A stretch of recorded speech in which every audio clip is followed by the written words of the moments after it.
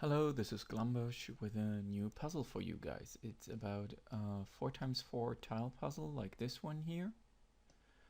And the idea, if you're using it in a D&D campaign or similar, is that you have those 4x4 tiles and somehow give the information that X marks the spot or the cross marks the spot.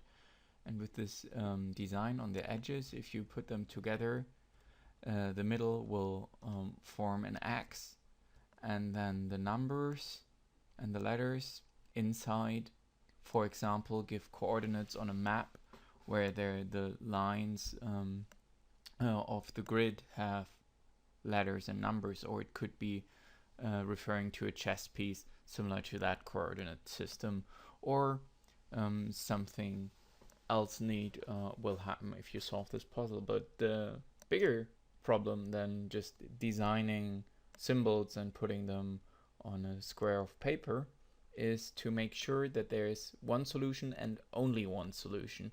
And for this I made a little Python program. You can use it directly in the browser. There is a link in the video description if you want to make your own puzzles as well and make sure that they're unique.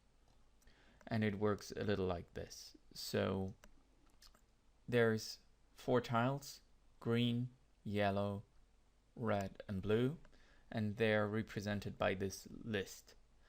And each unique symbol has 2 parts, for example A and A star. So this triangle has a bottom and a tip, and A refers to the bottom and A star is the fitting counterpart. So it's always one letter and a star or no star.